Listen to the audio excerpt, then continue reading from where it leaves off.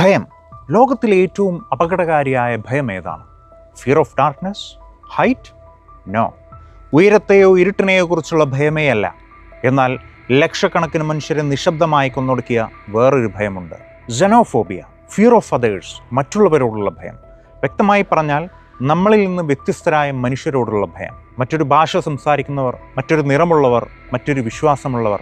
ഒരു ചിന്തയായി തുടങ്ങുന്ന ഈ ഭയം പിന്നീട് വെറുപ്പായി മാറുന്നു. അത് വളർന്ന് പിന്നീട് പോളിസികളായി മാറുന്നു. അവസാനം അക്രമത്തിലേക്ക് എത്തുന്നു.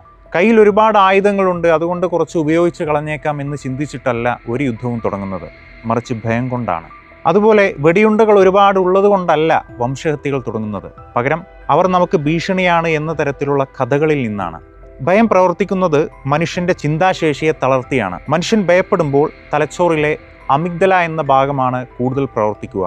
അത് യുക്തിപരമായി ചിന്തിക്കാനുള്ള കഴിവിനെ താൽക്കാലികമായി തടയും. ഭയചകിതനായ മനുഷ്യൻ പിന്നെ ചോദ്യം ചോദിക്കാൻ നിൽക്കില്ല.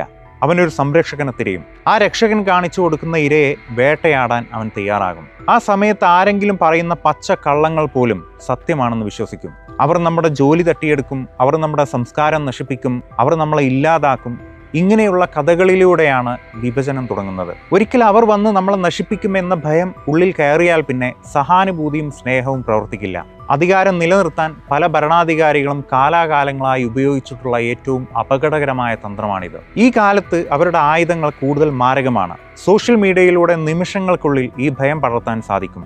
അപരിചിതമായ മുഖങ്ങളെ കാണുമ്പോൾ, വ്യത്യസ്തമായ വിശ്വാസങ്ങളും പ്രാർത്ഥനകളും കേൾക്കുമ്പോൾ നമ്മുടെ ഉള്ളിൽ ഒരു അസ്വസ്ഥതയോ അപകർഷതാബോധമോ ഭീതിയോ തോന്നുന്നുണ്ടെങ്കിൽ ഓർക്കുക, നമ്മളും ആ മഹാമാരിയുടെ ഇരയായി കഴിഞ്ഞു. ചരിത്രം പരിശോധിച്ചാൽ രോഗങ്ങളോ പ്രകൃതിക്ഷോഭങ്ങളോ കൊന്നതിനേക്കാൾ കൂടുതൽ മനുഷ്യരെ കൊന്നത് മനുഷ്യനെ തന്നെ പേടിക്കുന്ന ഈ അവസ്ഥയാണെന്ന് കാണാൻ സാധിക്കും. ഭയം എങ്ങനെയാണ് ആയുധമായി മാറിയതെന്ന് ചരിത്രത്താളുകളിൽ നമുക്ക് കാണാം. ജർമ്മനിയിൽ ജൂതന്മാർ തങ്ങളുടെ നിലനിൽപ്പിന് ഭീഷണിയാണെന്ന് ഹിറ്റ്ലർ ജനങ്ങളെ വിശ്വസിപ്പിച്ചു. ഭയം വെറുപ്പായി മാറി. ആ വെറുപ്പ് കോൺസെൻട്രേഷൻ ക്യാമ്പുകളിലെ ഗ്യാസ് ചേമ്പറുകളായി മാറി. ലക്ഷക്കണക്കിന് മനുഷ്യരാണ് ഭയത്തിന്റെ ഇരകളായത്. 1994 റുവാണ്ടൻ വംശഹത്യയുടെ കഥയും സമാനമാണ്. പരസ്പരം സ്നേഹത്തോടെ കഴിഞ്ഞിരുന്ന ഒരു ജനതയെ അവർ നിങ്ങളെ കൊല്ലാൻ വരുന്നു എന്ന വെറും 100 ദിവസത്തെ റേഡിയോ സന്ദേശങ്ങൾ കൊണ്ട് പരസ്പരം കൊല്ലുന്ന ശത്രുക്കളാക്കി മാറ്റി. നമുക്ക് വേണ്ടത് അതിരുകളില്ലാത്ത മതിലുകളില്ലാത്ത ലോകമാണ്, സ്നേഹമാണ് എന്നെല്ലാം പലരും പറയാറുണ്ട്.